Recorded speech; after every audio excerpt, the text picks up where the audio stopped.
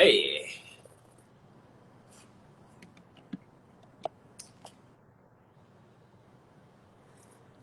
Planting seed. How are Hurrah, you? it worked. I always have that slight moment I as it know, going right? to work, but it did. I'm pleased. Can you hear me okay? I just realized I have my headphone in, but it never actually connected. Yep, I can hear you. Can you hear Okay, me? I can. Is there a bit Good. of an echo there, or No, no? it's We're good. good. Okay, give me 1 second though. I'm gonna try.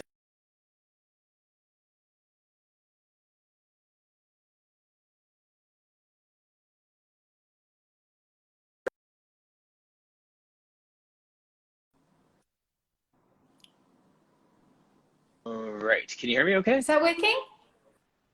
Yes, I can hear Yes. you. Can you hear Amazing. me? Yes. Yeah, we're good. Good. Phew. Let me see here. Hello, It's Catherine. a few planting a seed. I have a little story about planting a seed. Actually, it's funny as Tila just put that in the comment section based on what I was saying a minute ago. When I started doing these core conversations, Sarah, I used to say right at the beginning that it was planting seeds, right? Like I didn't know how long I'd be doing them for, or really what direction my business was going to go now that Mhm. everything started to shut down. So I figured that this was a time where I wouldn't be making a ton of money, but I would be planting seeds. I will be making those connections with other instructors. There's conferences coming up. I'd hope that these would turn into like paid speaking engagements, more networking, more learning opportunities for me or for the people that I'm teaching, and those sort of things, right? So this whole season of being in the Mhm. lockdown for the last year for me was a seed planting time that maybe 5 years down the road, 10 years down the road, you start to see those oak trees, right?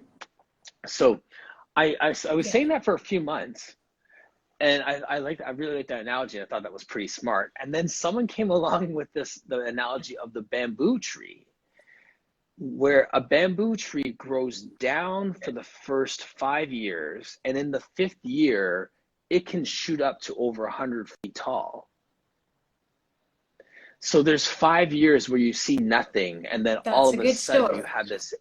you have an 80-foot tree. Yeah. So I feel like a lot of times it's not necessarily Yeah. I'm planting an Yeah. oak tree to get a sapling in 2 months.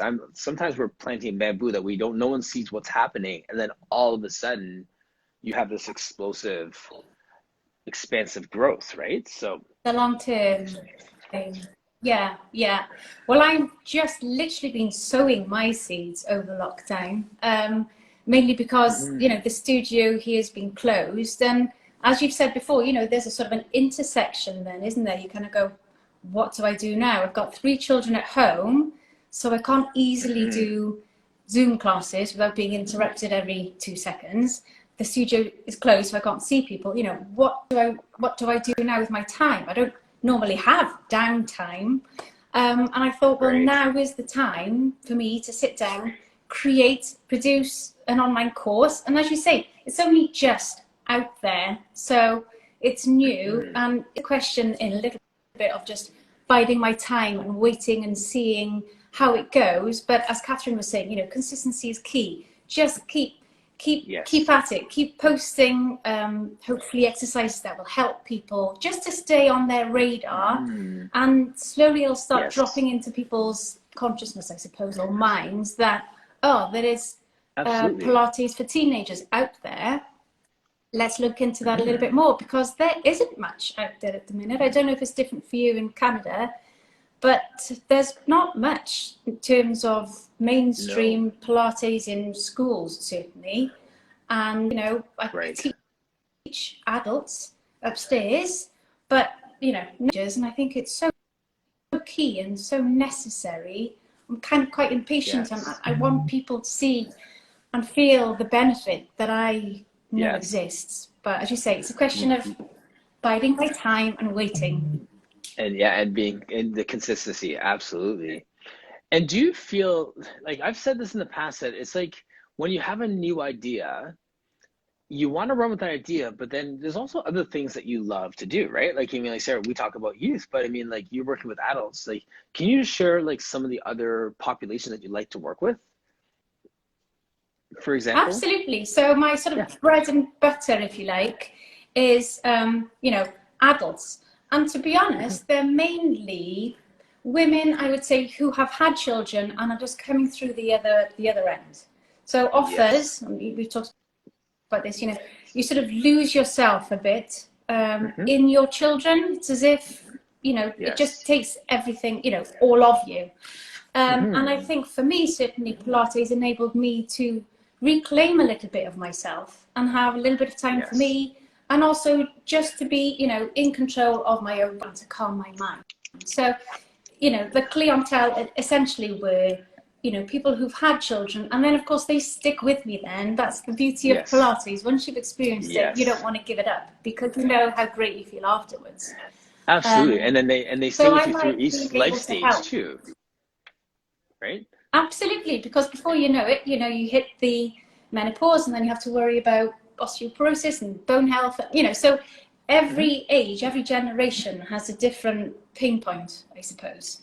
And I suppose with going back to the teenagers, you know, the pain points potentially start then when they're going through such a massive growth spurt. So my thinking is, well, why don't we start at the start of, you know, the spectrum where they are learning lifelong habits and movement patterns. If you get them instilled in their minds and their bodies now, then hopefully that will help them as they get older, and they may not need, you know, as much help as they age.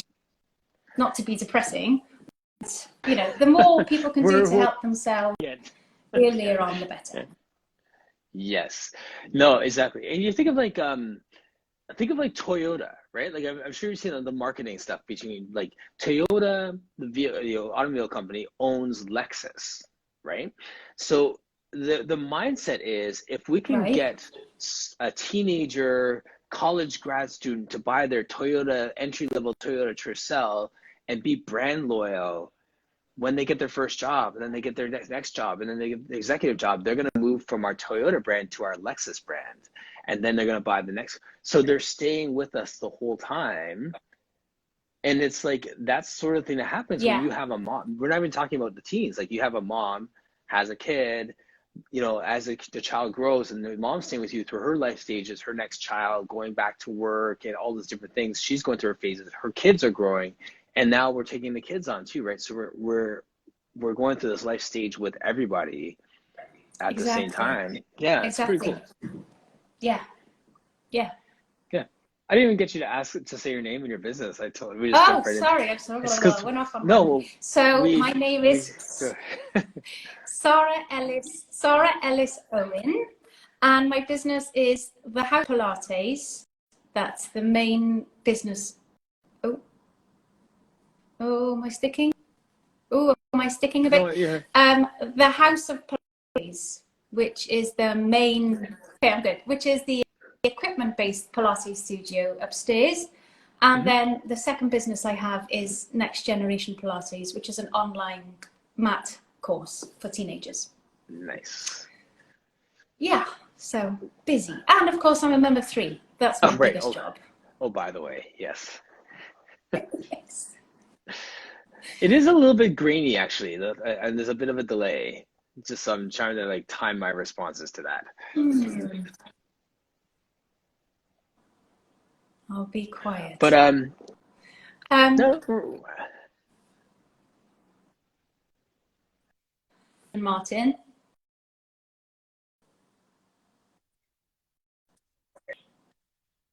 By marriage. My 2 boys are 18 and 14. Okay. And then my stepdaughter is 16 and my stepson is 13. Okay, so you are wading through the teenage years.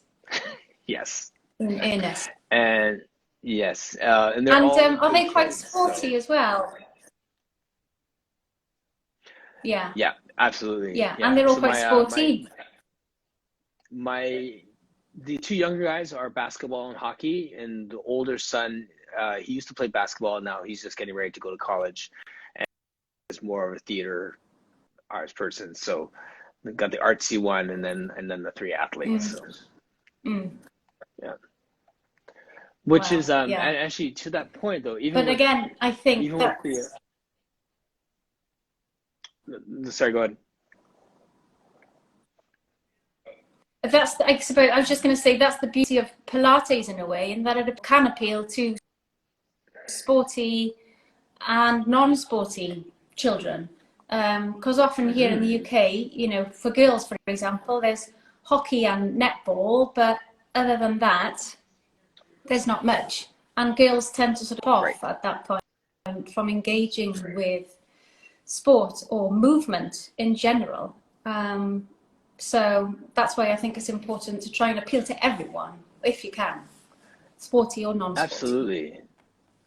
I agree with that, because usually I'm the first to say that Pilates is to help you do what you love to do, like is to make that your posture better or whatever. But you know, in situations like that, like yes, that is your thing. Like that's your place of movement and strength and core strength and injury prevention. So yes, absolutely. Find it, be challenged, find your challenge within it, and just find that freedom in your body there.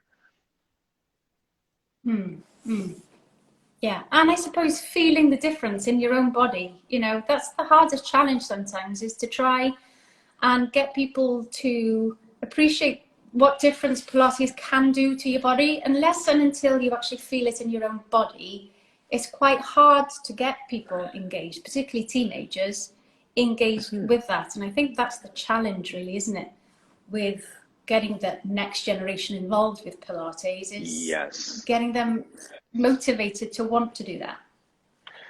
So how are you going to get people to feel it when it's an online class? And for everyone who runs a class out there of that nature, like what do you think is the best strategy to get people connected to it? Yeah, obviously there is that slight disconnect, isn't there? But what I try to build into the course is sort of a structure, I suppose, of, you know, try and keep a mental record of how you're feeling mentally or physically here at the start of class. And then as we go through, I pause and say, you know, how does that feel? How are you feeling now? How does that shoulder feel? How does that leg feel? You know, after the mermaid. So just checking in periodically to see, how are you feeling? You know, just so that they actually think, oh, well, actually, yeah, I do feel a bit, I can move a bit better. So it's sort of depositing it in the memory bank, if you like, or muscle memory. You know, oh, this feels good. And certainly by the end, they should definitely feel lengthened and they can breathe a little bit better. So they can compare and contrast how they feel at the end of the class and at the start of the class. That's great. I didn't really think about that, but that's really it. Like, it's one thing to feel, like for them to feel it, but it's another thing for them to become aware of what they're feeling. Exactly. It's that mind-body connection, really, isn't it? That you're trying to get them to feel, because so many of us walk through life just, you know, unconscious. Are we standing on one foot more than another? Do we slouch one shoulder more than another? You know, you're sometimes just not tuned in to your own body enough to know. And again, with the growth spurt, you know, if you try and sit level on 2 feet, for example, then that might help with any scoliosis or growing of the spine. So, yeah, it's just checking in with yourself. There's a sense of physical literacy, right? Like that's the phrase that, you know, they use around here for those kind of like teaching kids about whether children who are obese or not active and getting, so we talk a lot about physical literacy, and you hear just in the way that you're talking about it, Sarah, how it's not so much about can you do a roll up and this is what your teaser looks like, as opposed to this is what you should feel in your body. Do you feel that? How did this feel? You know what I mean? Like, so it's like a different level of the literacy we're trying to figure out here. Yeah, exactly. And I think the key also is that, you know, we're not demanding precision here. It doesn't have to be perfect. And of course, the beauty of online course is that you're not comparing yourself with somebody who's just next to you. So, oh my gosh, they're more flexible than I am. Who cares? You know, you're in the comfort of your own home. You can go at your own pace. The benefit, I think, or the beauty of it is that you can explore movement freely. And it's fun. And of course, that's how they learn movement patterns. You know, you can't always be there all the time saying, oh, you just need to move a little bit to the right or to the left. They need to develop movement patterns and habits themselves. and let Yes. their bodies work out if something feels balanced or off. Absolutely. So it's given them that, that freedom, I suppose, to, Right. explore movement. Right. Hi, Carrie. Carrie Miller Like Pilates that. just joined us. And now I have friends who do like, say, like a sport conditioning workout where it's like, improve your vertical in 6 weeks or increase your speed in 5 weeks.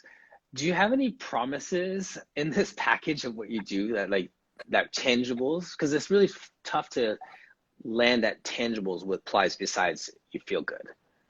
Yeah, no, exactly. I suppose the tangibles are the strategies that they can have for life. So, for example, with the breath class, so Yeah. each class has got a theme. With the breath class, they will learn how to harness or control the breath, because obviously people know they need to breathe, but they can learn, am I shallow breathing? Am I feeling tight and panicky? When I at my shoulders, how do I feel? Do I feel better? Yes. There's movement and life skills, I suppose, that you're building in, which is Yes. tangible, because if a child is studying for exams and is stressed, they'll suddenly go, oh, hang on, I remember that strategy we covered on breath. That's going to help me, Yes. for example. Right. Flexibility, if they do the course and they work at it, then obviously they will get more flexible with time. And of course, with the course, there's levels to pick from. So people can go at their own pace, and they can go back as many or as little times as they want. So in terms of the tangibles, they should certainly have strategies that they can help Yes. with their lives in terms of concentration, breath, control, and coordination. People need hand-eye Coordination. coordination Yeah. all the time for sports, Right. everything. So, that'll help them with their physical activities as well as their mental stamina, I suppose. Yeah. So Well yeah, I'm said. not going to say you're going to lose 6 pounds in a week or Right. something like that. That's not the goal necessarily. I think the goal is to, it sounds nebulous, but connect the mind and the body, be in control of your own life, and do something positive for yourself, where you will Yes. feel better. So, and Sounds surely good to me. that's has to be a biggie. I'll sign up to Uh, it. This is it. yeah. Had I known about something like this when I was a child, as a teenager, I would have really benefited from it, because there was nothing out there. I mean, I know I'm 45 now, and there might be more Hey, out there 45 now. too. Yeah, hey, 75, good year. But certainly, if a resource had been out there to help me, I would, grabbed it with two hands, because having awful back pain as a teenager is not fun. I mean, having any pain as a teenager is not fun. But Right.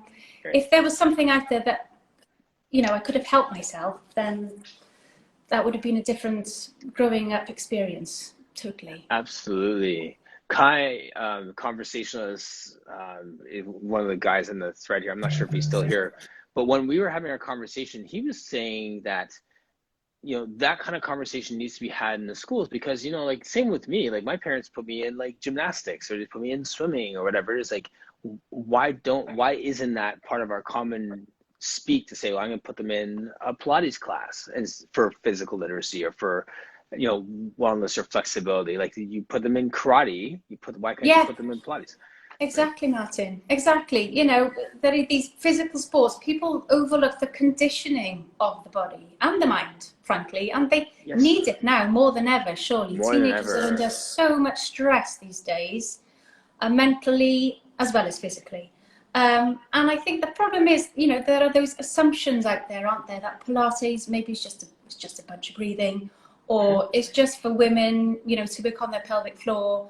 There are a lot of these outdated assumptions and beliefs that sort of Yes. impact on, say, schools, wanting to offer this to children because they're not sure if they don't know much about it, Right. and they don't know if it's going to help.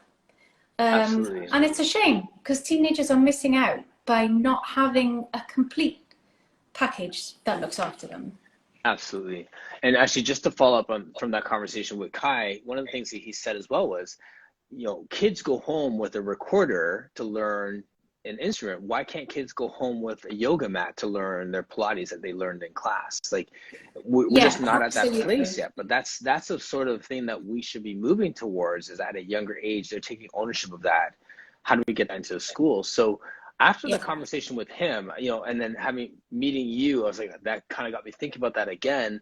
And I reached out to one of my friends who is a principal in Guelph, and he was saying, you know, that's a great idea, and to do those online classes is wonderful. But by the time we get out of this quarantine, we are going to be so starved for people in real life. Yeah. That going into the schools is going to be so much more valuable once again, as opposed to doing it virtually and these online things. So it's almost like you'll see where you're building the online platform is going to be a great support to be able to go into the school and say, and as I leave, here's the package that you can buy on your way out so you can continue this. So it really, there's so much room for that, so much potential if we take the time with it. There's two comments here. One from Amit. First of all, do you think we have enough teachers who would have the skills to teach kids and teenagers? And actually, Amit, to that, I would say that's where us as fitness professionals come alongside the teachers. They always have people who come to the schools to do education, or the DPA, as they call it here in Canada, the daily physical activity mandate within the schools. So they outsource that. So it is not the teachers to do it. And then Carrie, Martin, I think it takes really special teachers who are called to do the work. So yeah, I'd be worried with doing myself. I'm not sure if I have it. Yeah, it does take, even within us as fitness professionals, there is a special calling to work with certain populations as well. And it's funny you say that, you know, even with seniors, like I said to myself, like, I don't have a calling to work with seniors. I don't have a thing for seniors. And then I look at my population, and there are people that I've been with for 20 years who are now in their 60s. I'm like, and 70s. And like, oh, I guess I'm working with some older aging adults now. And even though that wasn't my calling, we grow into it sometimes. Yeah. You know, so. Yeah. As you know, as Abby says, in terms of, you know, the skills you need to work with children, I mean, there's a niche within a niche, if you like, because, you know, even though the training I did, you know, covers children aged from 5 up to 18, I wouldn't be teaching children, you know, 5 to 10. No, right. I think, yeah, that takes a certain skill, which some people have. I know in myself, I do not have that skill or patience. Which is why my focus is more towards, you know, the 12 to 18 age, right?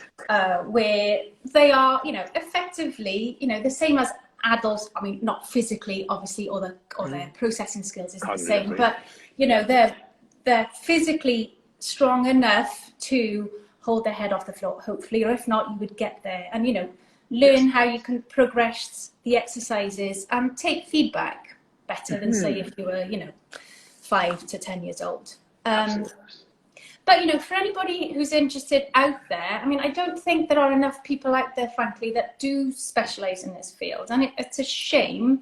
And it can feel a little bit lonely sometimes. But I've got some books here, Martin. If anybody wanted or was thinking about going into this, I just wanted to say this is a really good book. Okay. Teaching exercise to children. And this, I think, is a Bible. I'm sure a lot of people know about this one. Is that Christina's? This is Celeste, Brett Howard, and Dawn Marie Hicks. Oh, amazing. Yes. I think it's an American book. And then I did my training with Body Control Pilates, and that's kind of, you know, just a few of the bumps. But, yes. You know, it does take time. It does take time. And obviously you've got the whole child protection angle on top of it, and first aid and all of that. But, you know, it should take time to specialize in this field because you are dealing with children. But it is worthwhile. And I think, you know, if more people could get involved with it, then that would be fantastic. So should we look for a teacher training program coming out of you as well as this youth training? Like training teachers to train? Oh, now you say, Martin, you have to get me thinking now. In your spare time. Yes, could well be. I mean, I've got loads of time. The kids can look after themselves. It's fine. Right. I just can't wait to come out of lockdown, really. 2 months and counting. Wow. Yeah. Yeah, it's been a long time for everyone. not just me, Right. but Right. my plan is to obviously reopen the studio, but then alongside that to offer reformer classes in my studio for teenagers, and offer mat classes locally for teenagers. But I'm just conscious that's just me in Bristol, in the UK. You know, it'd be good if there was a lot more of me, and there may well be lots more of me out there, which would be great. But you don't see or hear about them much. So I think if we could just bring it a little bit more into the forefront, or maybe just forefront. Yeah. talk about it more, then it might become more mainstream. Absolutely. And but that's the thing about talking within your passion too, right? Like the more you talk about it, the more people realize it. And you know, even though you want to post on other things you're doing, it almost takes a season of just forsaking everything else so that your message gets out there.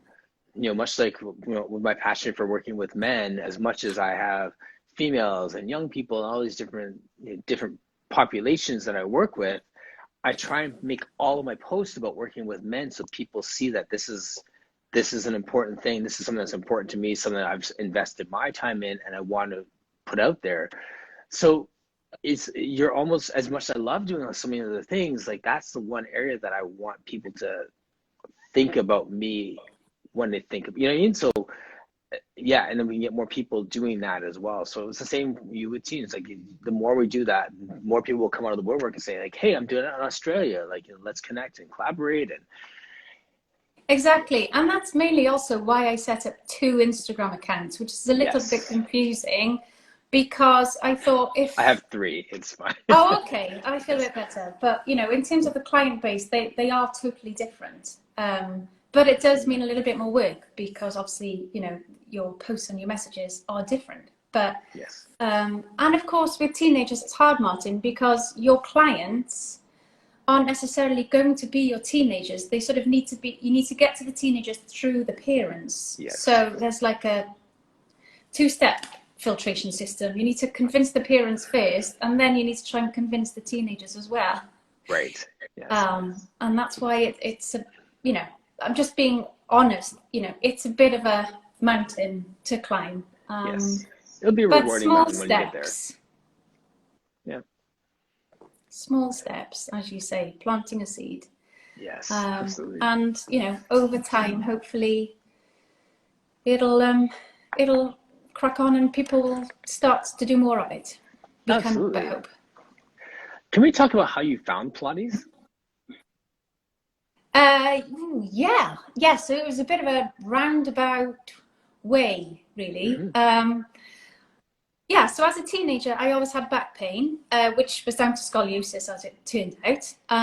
And in my 20s, I followed my sister to a Pilates teacher. I think he was STOT qualified, and he had these reformers in his house, which I thought were amazing pieces of kit. So I did that for a few years, and then, to be honest, I was a lawyer in London at the time, and I stayed there for about 14 years. So it wasn't until I was in my 30s with 2 small babies that I realised I couldn't really be a full-time lawyer, and my husband's a full-time lawyer. So we couldn't both be full-time lawyers and be there for the children, frankly. Yes. It's, you know, it's a work-life balance that you need to work around. So I was at that point, I just racked my brains as to what I could do. And my husband said, well, what do you love doing? And it was a bit like a light bulb just went off. And I went, Pilates? Yeah, Pilates. So from that point on, I thought, right, well, you know, I had to convince my mum. She wasn't best pleased, given that, you know, I had about 20 odd years of law behind me to change tack totally and become a Pilates teacher. It's a bit different. Yes. But yeah, so I was in my mid-30s by the time I wanted to join the Pilates party. So I was knocking on that door a bit later than most, but here now. So yeah, I was in my 30s really when I did my training down in Clevedon with a studio which is affiliated to Alan Herdman. So I guess that was about 6 years ago now. Okay. Time flies when you're having fun. This is it. I'm so lucky, genuinely. I mean, as you say, if you find a job you love, it doesn't really feel like a job. does Don't it? work a day in your life. Um, Yeah. no, and it's true. And I'm lucky in that I'm able to fit it around the children. You know, I would take the children to school. I then work from 9 till 4, often back to back, which is not a good idea, I know. And then I'll go and pick up the kids from school, and then I'm straight back into mum Second job. duties again. Yeah, the second job, the hard job of and everything that entails. So, Yes. but you know, it works. And Yeah. to be honest, from a selfish perspective, it keeps my back healthy because I have to move. I'm not sitting at a desk every day. I'm moving, you know, with clients. I'm demonstrating. I'm standing all day. Yes. Right. And it was only during lockdown that really my bad back resurfaced and came back, which is interesting in itself. Right. So, yeah, so I think it was a long way to get here, but I'm here You're now. here. Yes. But Exactly. sometimes I think because, you know, I've only been doing it, say, 6 years, you can have a little bit of a, not the word imposter syndrome, I know Amita was talking about this, but, you know, you can sometimes go to conferences and there's so much to learn, isn't there? And there are so many Pilates greats out there to learn from. And sometimes you think, you know, will I ever reach that level? But actually, I've come to realize, you know, we all know enough. We all can help people, and our clients always enjoy sessions and feel better at the end. So that's a very long, convoluted Pilates. No, it's that's exactly it. And because we're talking about your area, one of your areas of passion with working with teens, I don't have to ask who your ideal client was. But as I've been asking that question of people, I've been phrasing it in a way as to say, yes, and that's right. Like Jay Spring says, learning never stops. With the person that I'm most passionate about, I realize that my learning is to learn stuff to help them, like to help me, but I'm thinking I have them in mind. Oh, you know, Hitton's gonna love this. Oh, this is a great exercise for Ramen. Oh, I'm sure that, you know what I mean? That sort of thing. So my learning and everything I'm dedicating my understanding to and my continuing education to is always going to be on something that's going to impact the people I'm most passionate about working with. Exactly. And you know that, you know, you can help and benefit so many people. So for example, you know, you haven't got one typical client who come through the door, do you? You know, one would have just had a knee replacement, one's expecting a baby, one, you know, has osteoporosis. That's the benefit of Pilates. Yeah, the best thing about Pilates, exactly, that you can help all these people when they can. Right, exactly. And you know, and also recognizing who lives around you and what other Pilates instructors you're connecting and collaborating with also helps that, because you know, it's one thing to say, okay, well, I'm not a chiro, so I hand people off to a chiro, or I'm not a nutritionist, so I hand people off to a dietitian. Even within the Pilates world, I can say this person is dealing with scoliosis. I want you to connect with so-and-so because that is an area they have done a ton of continuing education on, and they get referrals all day. And they could say to me, like, I know that you love working with young basketball players and young athletes.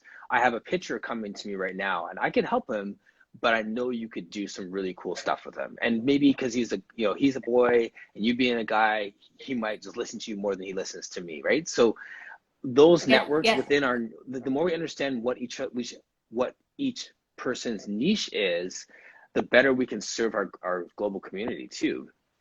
Absolutely. Yeah, and Catherine's right. I mean, Catherine, she's a mentor of mine. She's been fantastic. So even when you're a teacher, you can still learn from other people. You know, Catherine was really helpful with me with my course. She was able to just say, well, step away from the detail and think about, you know, the messages, the themes that you're going. So, you know, we're always learning, and we always benefit from talking to other teachers, don't we? Absolutely. We need to lock arms with people and just, you know, go through this path with them. It's so key. Yeah.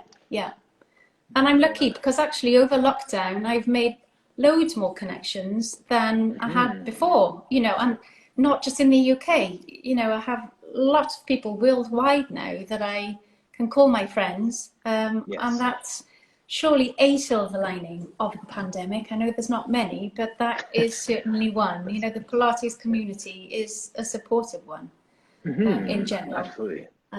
So you've got to be grateful for that. Absolutely.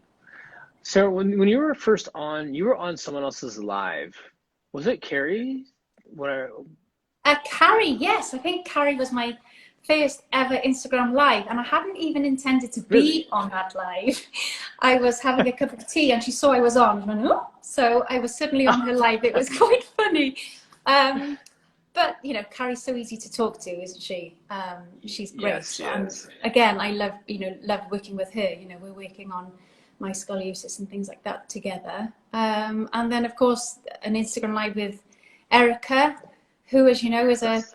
superstar Yes, she in is. her own right. Hmm. So, you know, just, yeah, building connections and networks with all of these lovely people around the world is just mind-blowing, really, the possibilities that are out there. Mm, And I think the feeling that, you know what you're doing, you're amplifying all voices, you know, large and yes, small. Everybody has a gift and everybody has something to bring to the table.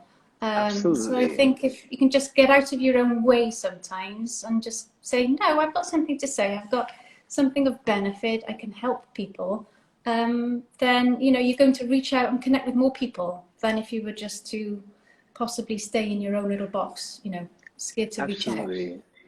I'm glad that you said that because people like you said, like in our little pre-chat, you were saying, having Lisa Hubbard on and having Rael on, it's just like, and then little old me, it's like, no, no, you're doing some great work here, and it's growing. It's going to be fantastic. So I love the fact that you embrace the moment and that you are here in spite of look at the scale or the scope of the people that have been on here. It's like, so whenever people come on, I believe everyone is a superhero and everyone has, people that really look up and respect them. And I want to give them some airtime. Like everyone deserves Yeah, that and it deserves to be celebrated.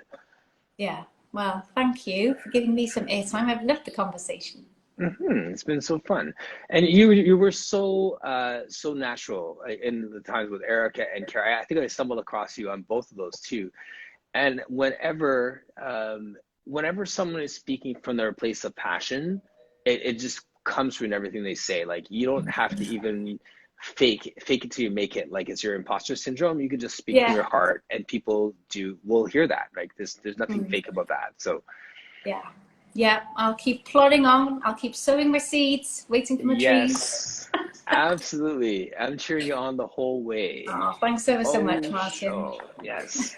All right. I'm going to sign you off. I will send you the Yeah, I replay of better this go on the after. school run. All Yes. right. Do your thing.